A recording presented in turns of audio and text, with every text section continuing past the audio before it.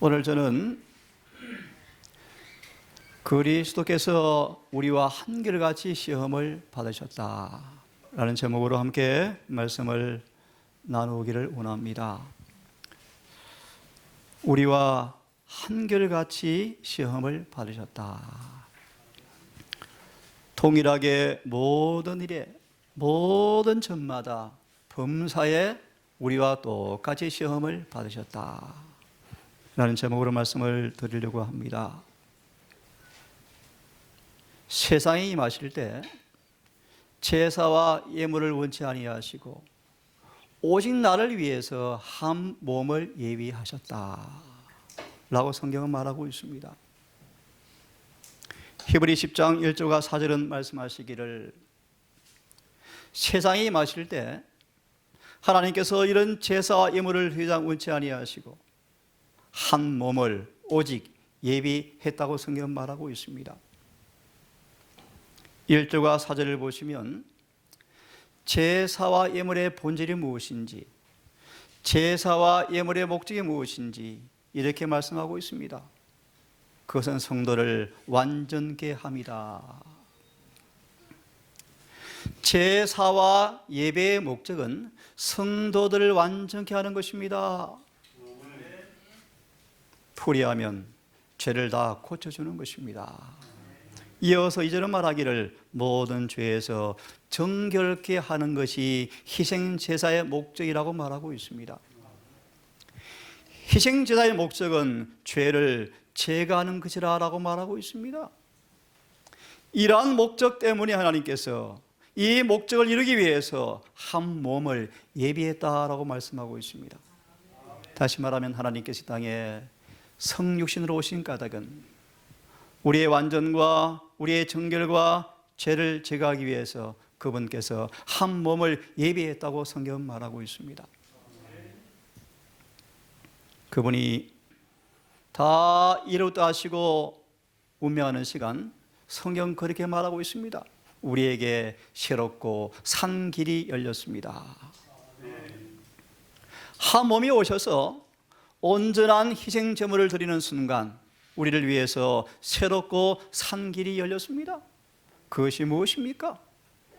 거룩한 곳에 거룩한 직분과 거룩한 경험과 거룩한 관계와 거룩한 삶에 들어갈 수 있게 되었습니다.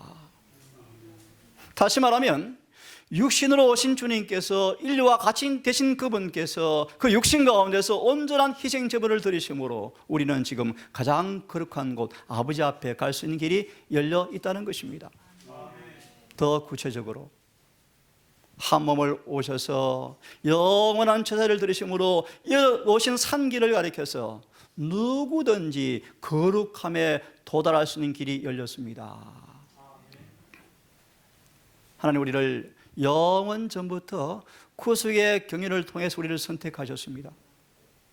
왜요? 우리를 거룩하게 하기로 작정하셨습니다.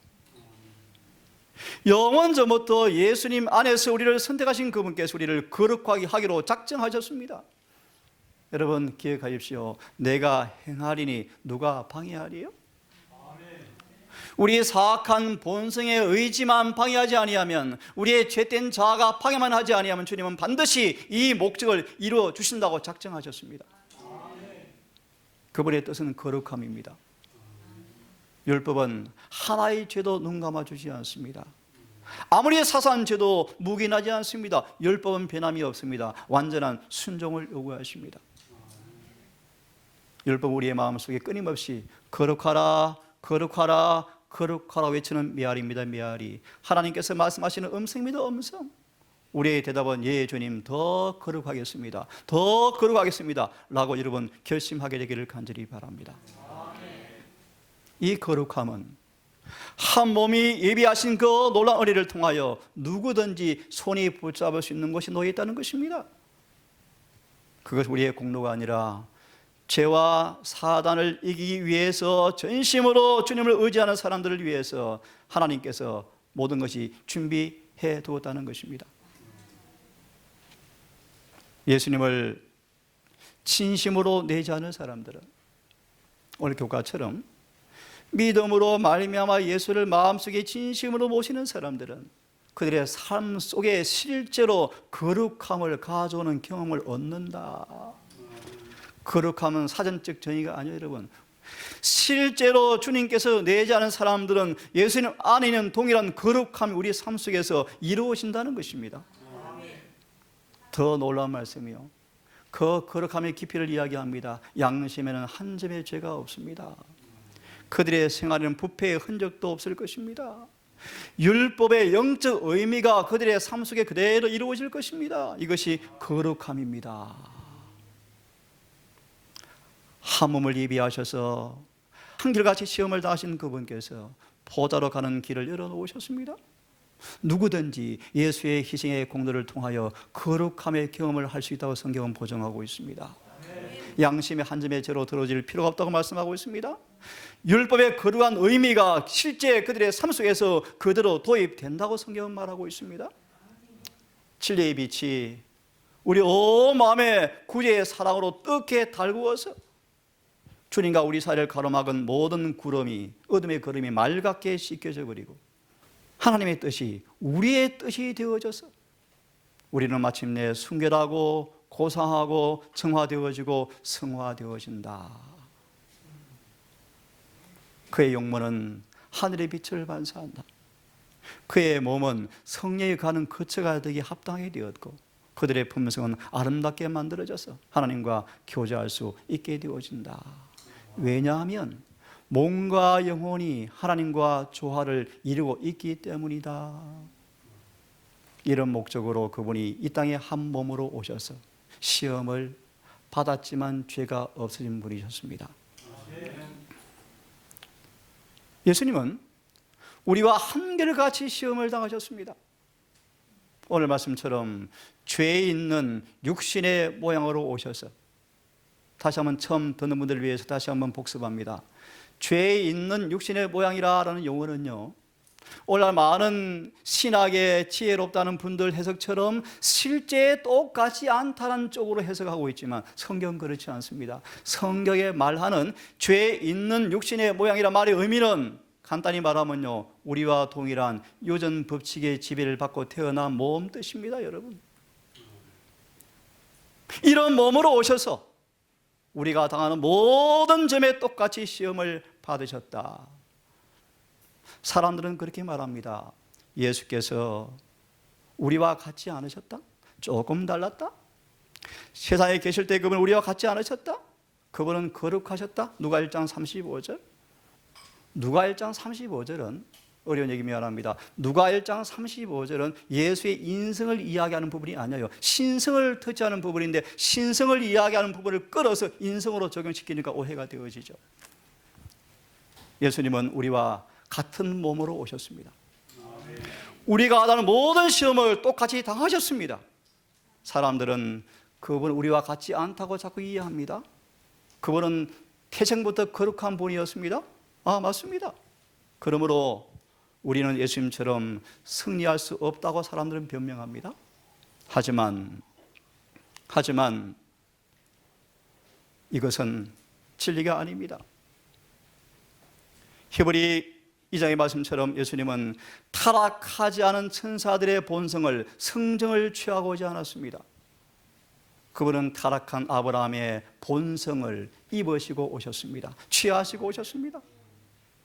그러므로 예수님은 아브라함의 후손들이 시험을 받는 것처럼 똑같이 시험을 받으셔서 시험을 이기심으로 그 시련의 강도와 의미를 다 이해하신 그분께서, 죄인들의 시험을 다 이해하시는 그분께서 우리를 도와줄 수 있는 제사장으로 봉사한다는 사실을 여러분 기억하기를 간절히 바랍니다. 특별히 기억하십시오. 예수님은 모든 점에서 시험을 당하셨습니다. 기억하셔야 합니다. 여러분, 시험은 내부에서 오는 것이 시험입니다. 본성적으로 마음의 경향들과 싸우는 시험은 우리 안에서 옵니다. 예수님은 우리처럼 본성적인 그 경향들과 싸우는 몸으로 오셨습니다. 우리처럼 내부로부터 시험 당하는 그런 연약함을 가지고 오셨습니다. 그럼 우리를 다 이해하십니다. 우리를 다 헤아리시죠. 죄를 대항하여 투정하는 우리 인간의 마음에 경험되어지는 모든 것들을 주님께서는 다 경험하셔서 우리를 이해하십니다. 여러분, 예수님의 시험이 우리와 어떤 관계가 있을까요? 무슨 의미가 있을까요? 성경을 읽겠습니다. 히브리 4장 15절의 말씀이요. 우리에게 있는 대제사장은 우리의 연약함을 경험하지 아니한 분이 아니요, 우리와 한결같이 모든 점에서 시험을 받은 자로되 죄는 없으셨다. 그러므로 우리가 긍휼하심을 얻고 때를 따라 돕는 은혜를 얻기 위해서 은혜의 보좌 앞에 담대히 나아갈 것이니라. 참고로 시편 31편 19절을 좀 인용해 놓았습니다. 주님을 두려워하는 사람들을 위해서 쌓아두신 은혜가 인생 앞에서 어찌 그리 큰지요. 예레미야는 그렇게 말합니다. 은혜를 참으로 받는 사람들은 멸망할 필요가 없다. 모든 은혜가 준비되었습니다. 우리와 동일한 몸으로 오셔서 모든 점에서 시험을 당하였지만 시험에 넘어지지 아니하고 죄를 범치 않는 그분께서 우리를 위해서 은혜의 보좌 앞에서 중보하신다고 말씀하시면서 때를 따라 돕는 은혜를 받기 위해서 은혜의 보좌 앞에 나아가라고 요청하십니다.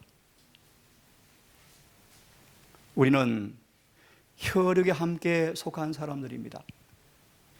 다 아담의 타락한 성정을 취한 사람들입니다. 예수님도 같은 방법으로, 같은 모양으로, 보실래요? 똑같은 방법으로, 똑같은 수단으로, 다시 말합니다, 유전을 지니시고 슬픔과 시험을 당하시고 우리에게 죄 없는 생의 모본을 주시기 위해서 죄 많은 인간의 몸으로 오셨습니다. 그분은 우리 인간이 만나는 동일한 혈육을 만나셔서 그 혈육 가운데서 동일한 시험을 직면하셔서 주님과 우리가 어떤 관계에 있는가를, 그런 육신에 있지만 아버지를 의지하고 믿음으로 능력을 붙잡게 되어질 때 그런 연약한 육신 가운데서라도 시험에 넘어질 필요가 없이 율법을 순종하는 것이 가능한 사실을 그분이 친히 보여주었습니다. 그래서 이렇게 말합니다. 나는 무지해서, 나는 가난해서, 나는 비천해서, 나는 못 배워서 율법을 순종할 수 없습니다 라고 아무도 핑계할 수 없는 모습으로 주님께서 오셨습니다. 이어서 말합니다. 그분은 혈육에 함께 속하신 것은 사망으로 말미암아 그분의 죽으심을 통하여 사망의 세력을 잡은 자 마귀를 없이 하기 위해서 예수님이 이 땅에 죄된 몸으로 오셔서 시험을 당하였지만 승리한 그분께서 이제 그분이 죽으심으로 마귀를 없이 하는 것이 가능하게 되었다고 말하고 있습니다. 또 죽기를 무수함으로 평생의 죄의 종노릇 하는 모든 사람들을 해방시켜주기 위해서 그분이 오셨습니다. 아까 말씀처럼 타락한 적이 없는 천사들을 도와줄 필요가 없죠. 우리처럼 타락한 아브라함의 본성, 자손들을 붙들어주기 위해서 예수님은 아브라함의 자손으로 오셨습니다. 그리고 예수님은 우리처럼 모든 부분에 우리처럼 똑같이 되셨습니다. 왜냐하면 우리에게 자비하시고 충성된 대제사장이 되어서 우리를 죄에서 구속하기 위함이었습니다. 참고로 여러분, 구속이란 단어가 원문에서는 화목이란 단어를 구속으로 번역해 놓았습니다. 다시 말하면 충성된 대제사장께서 우리의 죄를 화목시키기 위해서 이 땅에 오셔서 모든 일의 시험을 당하셨지만 죄를 짓지 않으셨습니다. 그 의미가 뭔가 들으십시오. 인간과 하나님 사이에 모든 장애물이 없어지는 것입니다. 죄가 용서되어지는 사랑이 무엇인가를 경험하는 것이, 죄가 용서되어지는 그 사랑이 무엇임을 깨닫는 것이 바로 화목입니다. 예를 듭니다. 막달라 마리아가 용서하시는 사랑이 경험되어지자 신의 성품에 참여해 버렸답니다. 그 흉한 죄인이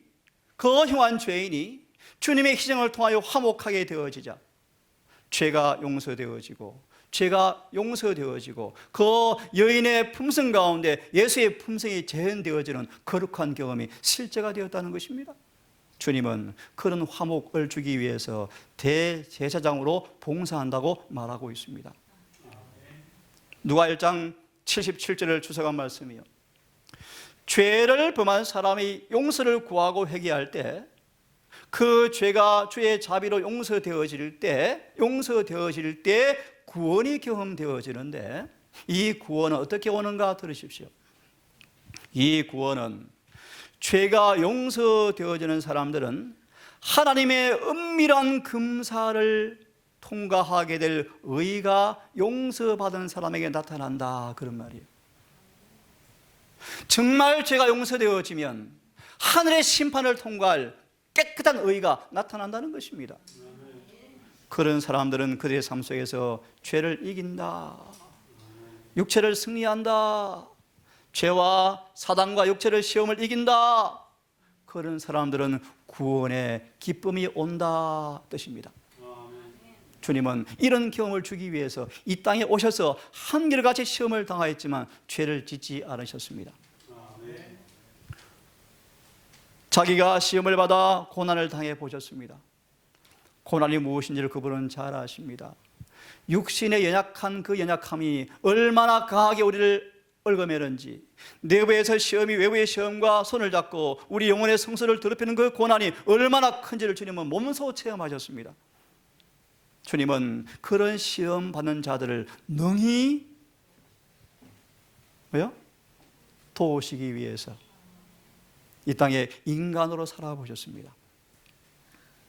참고로 여러분, 히브리 13장 12절을 보시면 고난을 왜 당하셨는가? 우리를 거룩하게 하려고 고난당하셨다, 그렇게 말하고 있습니다. 천사들은 예수님의 희생이 공포되었을 때 기뻐할 수가 없었답니다.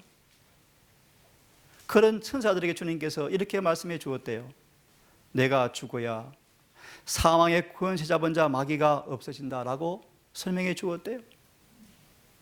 지구의 도성이 잃어버린 인간에게 다시 회복될 것이며, 구속받은 영혼들은 상속받을 이 지구를 영원히 유업으로 받아서 살게 될 것을 설명해 주었답니다. 다시 말하면 예수의 죽으심으로 사단이 멸해질 것, 그분의 죽으심을 통하여 죄와 죄인들이 영원히 사라질 것을 주님께서 설명해 주었습니다. 예수님은 이 땅에 오셔서 모든 국민의 시험을 당하는 장면을 이렇게 묘사합니다. 그것은 잃어버린 하나님의 율법의 그 대가, 그 요구에 범한 죄에 대한 형벌을 주님께서 다 당하고 계셨다. 십자가 위에서 낭임없이 다 마시셨죠? 자신의 피의 공로를 통하여 우리의 죄를 속죄하고 계셨다. 율법이 요구하는 모든 요구를 그분께서 지불하고 계셨다. 다 지불하고 계셨다. 이 일을 통해서 마침내 죄와 사단의 종말이 왔고 그의 무리가 정복될 것을 내다보시면서 그분은 기뻐하셨죠. 예수님은 죄를 멸하기 위해서 스스로 낮추시고 죽기까지 복종하셨습니다. 여러분, 죄는 영원히 소멸될 것이 분명합니다. 문제는 지금 주님의 은혜의 공로를 통하여 우리 영혼의 성소 안에 죄가 멸해지는 은혜가 경험되어지기를 간절히 바랍니다. 보시겠습니다. 하나님은 반역의 정신에 대해서 혐오하십니다. 조금 설명을 드리겠습니다.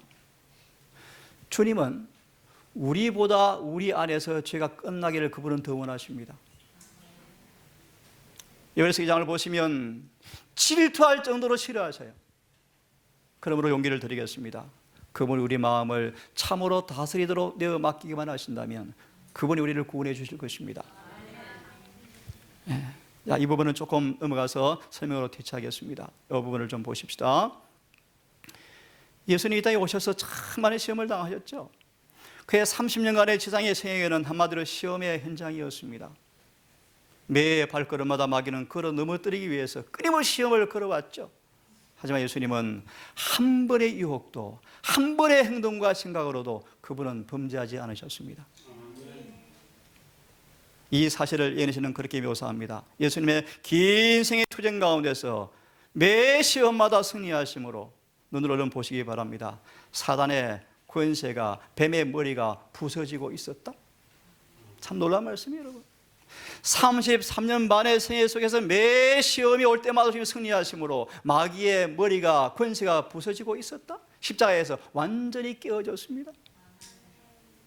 그러므로 성경은 말합니다. 내가 높이 들리겠으니 모든 사람을 내게로 이끌겠노라. 그 말이 무슨 뜻입니까, 여러분? 그분의 희생의 공로를 통하여 인간을 지배한 마귀의 죄의 권세가 깨어질 것을 예언하고 있는 것입니다. 예수님은 사망의 세력을 잡은 자 마귀를 멸하셨습니다. 마귀의 머리가 상하였습니다. 설명해 드리겠습니다. 정말 예수를 개인의 구주로 응접하는 사람들에게서 사단은 시험과 유혹이라는 미끼를 통해서 인간을 죄에 죽게 하는 권세가 박탈되었다 뜻입니다. 다시 말합니다. 예수를 중심으로 내재하면 마귀는 어떤 시험을 통해서라도 그를 죄를 짓게 할 수 없다, 그런 뜻입니다. 그 의미가 머리가 뭐 했다는 것입니까? 상했다 뜻입니다. 사람을 죄를 짓게 할 수 없다, 그런 뜻입니다. 하지만 그들의 생애는 괴로움은 면치 못할 것입니다. 맞습니까? 예, 예수님은 발꿈치가 상하셨습니다. 생애가 괴로우셨습니다. 우리 또한 마찬가지 경험을 할 때 바울처럼 믿음의 고백을 하기를 간절히 바랍니다. 예수의 고난에 동참하는 것이 우리의 삶 속의 기쁨으로 와닿기를 간절히 바랍니다. 자, 그 다음 말씀을 좀 봅시다. 그분은 우리와 같은 육체에 계실 동안에 어떻게 사셨습니까? 히브리 5장 7절을 말씀하시기를 육체에 계시는 동안에 자기를 죽음에서 능히 구원하실 이에게, 이게 무슨 뜻입니까, 여러분? 육체에는 사망이 역사합니다. 이 육체에는 죄의 법이 역사합니다. 온 마음이 원하지만 육신의 지체의 법은 우리를 죄로 끌고 갑니다. 이 사망의 몸에서 주님께서는 자신을 구원해 주기 위해서, 구원받기 위해서 아버지에게 눈물과 통곡과 기도로 메어 달렸다는 것입니다. 다시 말합니다. 아무리 원하지만 인간 스스로 죽음의 법에서, 사망의 법에서, 죄의 법에서, 육체의 법에서 스스로 헤어나올 수가 없습니다. 이런 법에서 주님은 자신을 구원하실 아버지에게 눈물과 기도와 통곡으로 메어 달리셨습니다. 그러심으로 그분은 승리하셨습니다.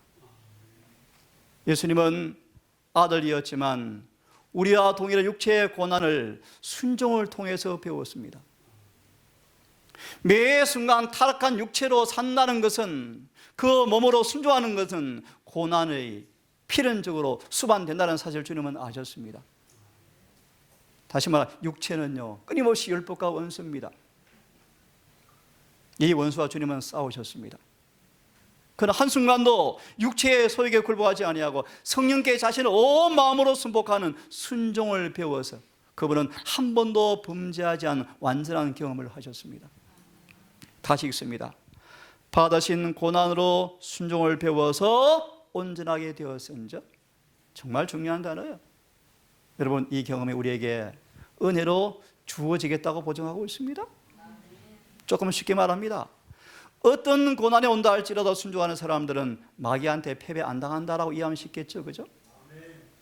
그러므로 예수께서 가신 길을 따라서 순종하는 사람들은 우리에게 영원한 구원의 보증이 되었다라고 말씀하고 있습니다. 예수께서 이런 육체의 고난을 받으셨으므로 너희도 같은 마음으로 갑옷을 삼아서 같이 당하라. 왜냐하면 이런 육체의 고난을 온 마음으로 인내로 감당하여 주님께 순복하는 사람들은 죄가 거쳐진다. 그런 사람들은 더 이상 그들의 생애가 다시는 정욕을 따라 살지 아니하고 그들의 남은 생애를 주님의 뜻과 조화되어지는 성화의 삶을 살게 하기 위해서 주님께서 고난당했다는 것입니다. 여러분 같이 한번 읽어보겠습니까? 소망 117페이지 말씀 시작. 우리 구주께서는 온갖 연약함을 지닌 인생을 취하셨다. 그는 시험에 굴복할 가능성을 가진 인생을 취하셨다. 우리는 그가 당하지 않을 것들을 하나도 질 것이 없다. 아멘입니까, 여러분? 예수님은 침례를 받은 다음에 성령의 인도를 통해서 광야로 가셨죠. 아시는 것처럼 시험을 당하셨습니다. 사람들이 그렇게 질문해 왔답니다. 예수님이 시험을 당하였을 때 우리와 같은 성정을 갖고 계셨다면, 계시지 않았다면, 우리와 다른 성정이었다면, 우리와 꼭 같은 성정을 갖고 계시지 않았으며 만약에 그런 성령을 갖고 왔으면 우리가 시험 받을 때 넘어지는 것처럼 예수님도 패배했다라고 말하면서 예수님은 우리가 가진 성정과 다르다고 하는 사람들이 많이 있다, 그런 뜻입니다. 성정을 번역이 조금 이 일관성이 없는데요, 영어로 보시면요, 같은 본성, 똑같은 속성, 그런 뜻입니다. 예리시는 그렇게 말합니다. 만약 주님께서 우리가 가지고 있는 똑같은 본성, 성정, 속성을 취하지 않았다면 우리의 모본이 되지 못했을 것이다. 만약 주님께서 우리가 동일한 본성의 참여자가 아니었으면 인간이 당하는 시험처럼 시험을 당하지 않았을 것이다. 예수의 시험은 우리와 다르다. 예수님은 신성을 사용하는가 시험을 당하셨다? 참 웃지 못할 일들이면 여러분, 성경대로 믿기를 바랍니다. 예수님은 우리처럼 시험 당하셨습니다. 그분은 승리하셨습니다. 만약 주님께서 시험에 굴복하는 것이 가능치 않았다면 우리를 도울 수 있는 제사장이 될 수가 없었을 것입니다. 예수님은 인간의 자격으로 인간을 위해서 싸움을 싸우려고 오셨습니다. 그분이 당하신 시험과 승리는 우리의 모본입니까? 우리는 반드시 거룩한 성품의 참여자가 되라고 촉구받고 있습니다.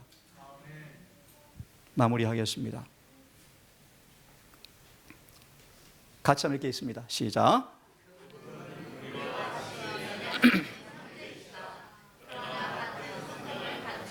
예, 이런 번역들이 오해를 일으켜요. 이런 번역들이 조금 전에는 성경이 같다 다르다, 마태 4장은 같다고 번역했는데 여기는요 성정이 다르다고 번역했죠. 이 번역을 잘못한 거예요.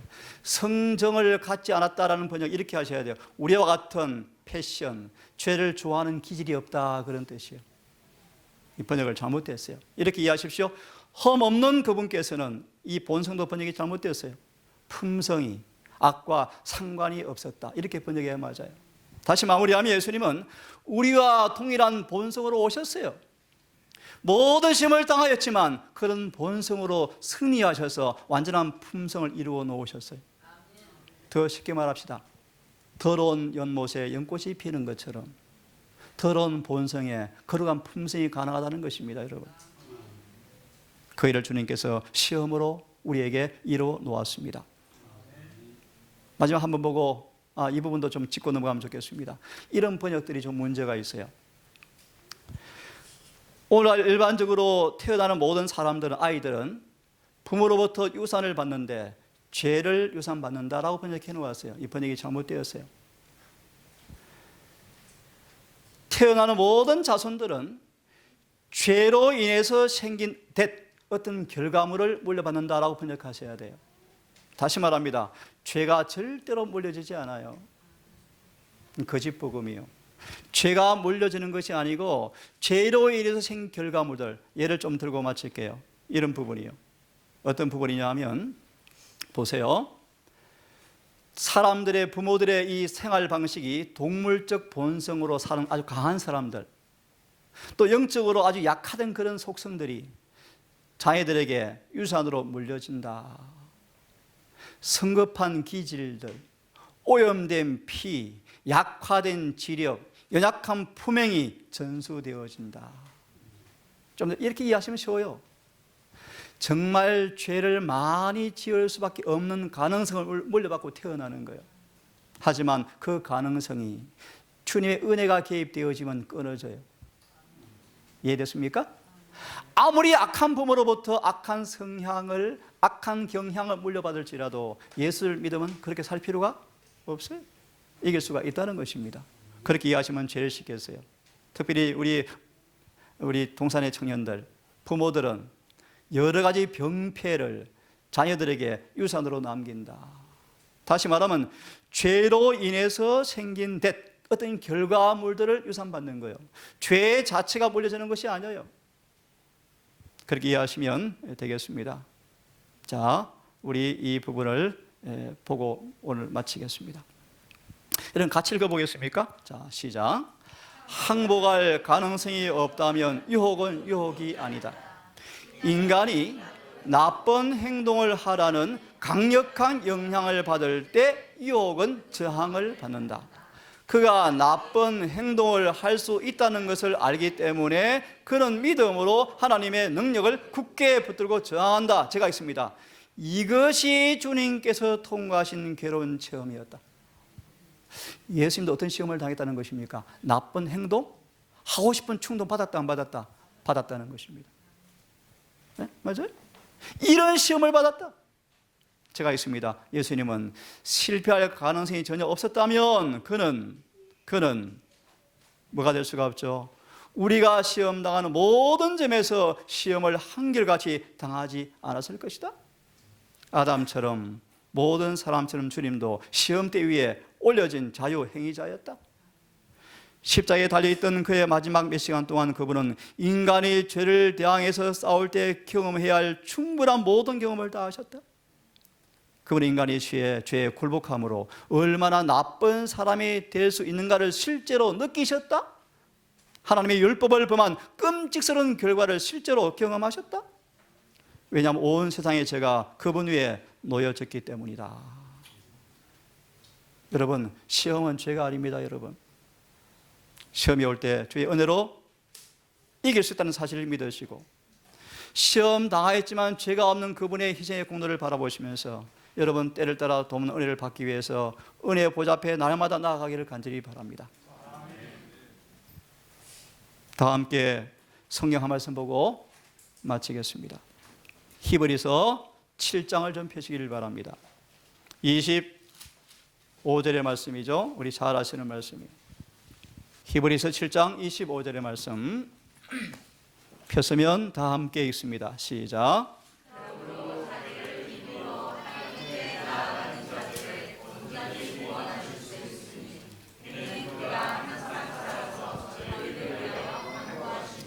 우리가 예수를 바라보고 그분을 의지할 것 같으면 우리는 싸움터에서 원수를 정복할 능력의 도움을 받게 되어지고 시험을 받을 때마다 그분께서 피할 길을 열어주실 것이다. 사탄의 홍수처럼 밀려올 때 우리는 성령의 금으로 그를 대항해야 한다. 그러면 예수님께서 우리를 도우시는 분이 되셔서 우리를 위해서 사단을 대항하는 깃발을 높여 지켜 드실 것이다. 거짓의 아버지는 하나님의 진리가 맹렬한 힘으로 그 앞에 나타나면 무서워서 떨게 된다. 자비하신 아버지, 우리와 하늘같이 시험을 당하셨지만 죄가 없는 우리 주님께서 오늘도 아버지 앞에서 중보하심을 믿고 감사합니다. 긍휼하심을 얻고 때를 따라 돕는 은혜를 얻기 위해서 은혜의 보좌 앞에 우리가 나아가오니 우리를 아버지 받으시고 우리를 취하셔서 깨끗하게 하시고 거룩하게 하셔서 모든 시험마다 주님처럼 승리하는 아름다운 노래를 주 앞에 올려드리는 주님의 동역자가 되게 해 주시옵소서. 주님의 시험의 의미를 망각하지 말고 매 시험 당할 때마다 주님을 앙망하여 바라봄으로 우리를 돕기 위해서 중보하시는 주님의 은혜의 공로를 통하여 승리하는 우리가 될 수 있도록 성령으로 우리와 함께 해 주시옵소서. 안실 해가 지는 시간까지 이런 주님과 교제하며 함께 동행하는 경험을 통하여 행복한 안식을 보내게 도우시고 해가 질 무렵 주님의 은혜를 함께 나누는 귀한 시간 될 수 있도록 이 한낮도 우리와 함께 해 주시기를 우리를 사랑하시는 예수님 이름 의지하여 기도 올리옵나이다.